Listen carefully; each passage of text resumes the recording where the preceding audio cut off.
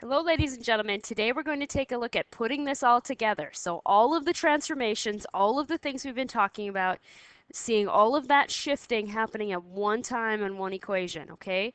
So it's going to be a little crazy. I would suggest that you have some colored pencils. I would suggest that you have at least 3 colors, probably even 4. Okay, and that calculator, in case you have to do some division with fractions, don't be afraid to use it. I mean, we're just looking for getting the whole sine and cosine thing down, and your notes are going to be very important. You need to write both examples in your notes, okay? You do not need to write this part in your notes because this is all stuff that we've talked about before. Remember that that amplitude is always about what's in front. That's the a and the absolute value of a, okay? Period is always 2 pi divided by b. The increment is always the period divided by 4, and the horizontal shift is always found inside that set of parentheses, right there with that h value, and the vertical shift is always found on the outside. Okay, that outside, that last value tells me how much I move up and down. So we're taking a look at how these things can all work together to create a sine wave or a cosine wave in a different location on these graphs. So it's going to be a little messy, but the color is going to help you out immensely. So at this point, I would get out those colored pencils and be ready, or get out those pens, whatever you have, be ready to incorporate as many colors in here as you need. So here is the first one, ladies and gentlemen. We have f of x equals negative cosine, and then we have a horizontal shift and a vertical shift to think about. So let's take a look at the amplitude first. The amplitude is always located in front of that cosine. That is a negative 1. So if I take the absolute value, it's going to be a 1. The period is 2 pi divided by b. 2 pi divided by the b value, what's in front of the x? Just a 1. So 2 pi divided by 1 is 2 pi. Now if I take that answer and divide it by 4, which is what we always do for the increment because we're splitting it into 4 equal parts so that we can put those dots on there in even spaces. So if I take 2 pi divided by 4 and I get pi over 2, okay, or 1/2 pi if you want to write it like that. Now let's look at our vertical shift and our horizontal shift. So the horizontal shift is inside the set of parentheses right here. This tells me that I'm going to shift to the left 3 pi over 2. Now the vertical shift will be located in the back. This is telling me that I'm going to shift up 3. So I need to account for these shifts when I go ahead and set up my graph and my axes here. I need to account for that, and how we approach this is going to be a little different than when we just do one thing at a time, okay? So let's go ahead now and remember our shift is to the left and up. So we're going to need more room on the left-hand side and on the upwards part of our graph. So I'm going to go ahead and draw a long left and maybe not so much long on the x-axis on the positive side, and then more should be located upwards, okay? So longer y value upwards than down, okay? And now let's consider first our amplitude. Remember, the amplitude is 1. That means the maximum height of the wave is 1. However, the amplitude is good to consider, but we have to remember that this thing shifts up 3 first. So we need to go ahead and draw up 3 first. So 1, 2, 3, mark that on my graph, and go ahead and draw in a horizontal line right here. This is the new midline. Okay, so that's the middle.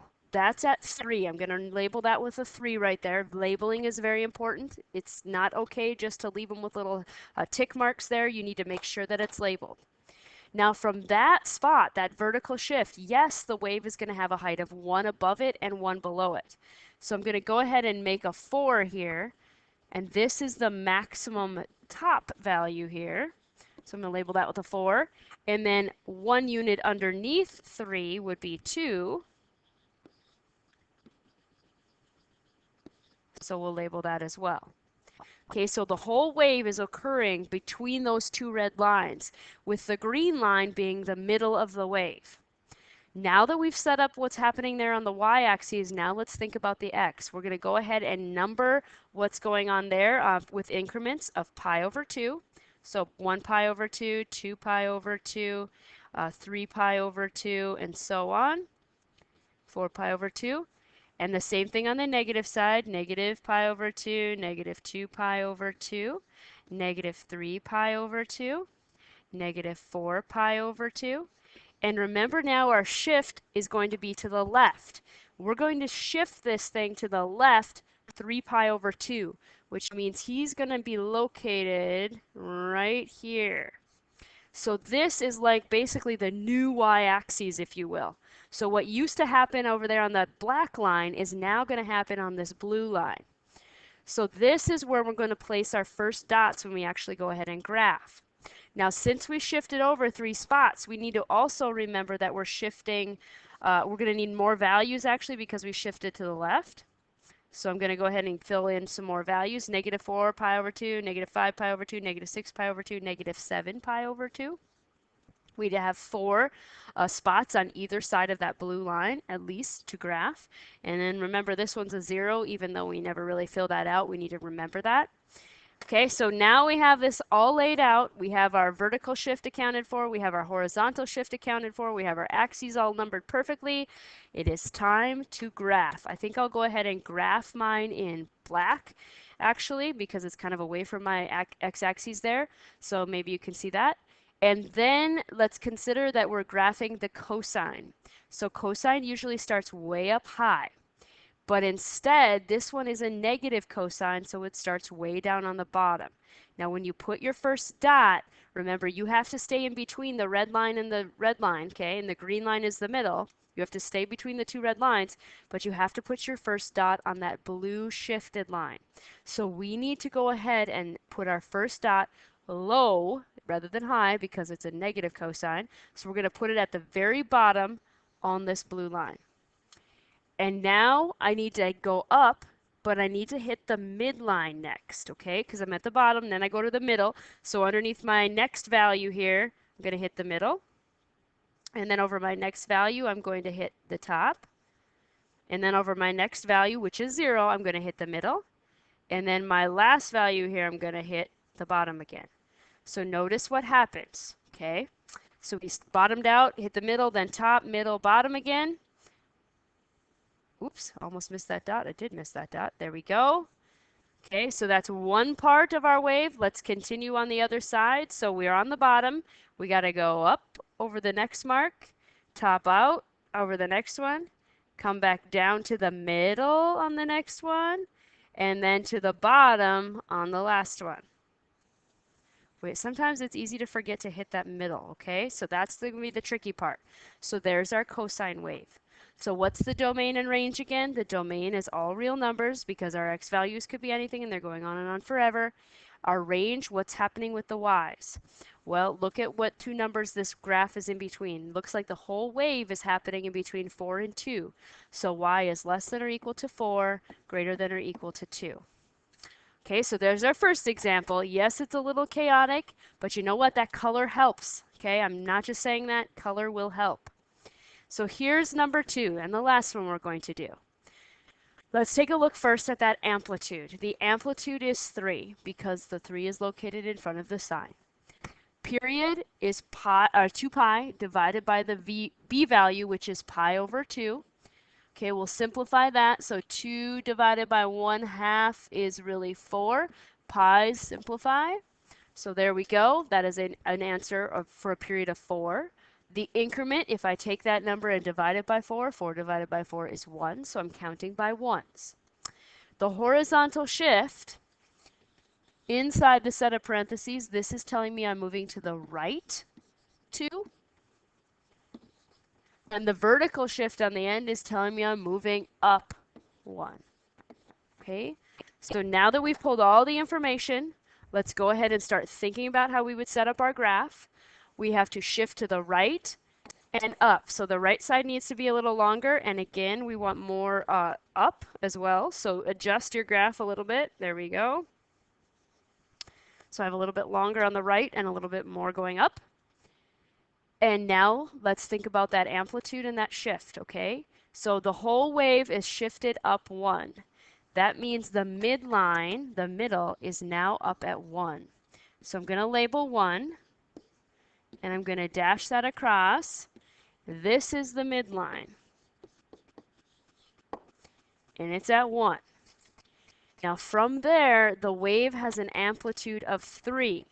That means it can go above that 3 units and below that 3 units. So 1, 2, 3. If I go above 1, 3 units, that would leave me at 4, right? So we'll go ahead and draw that one in. So 4 is above. Where would I be if I went down 3 from -1? If I went down 3 from, or down 3 from 1, sorry. If I went down 3 from 1, I'd end up at 1, 2, 3, -2.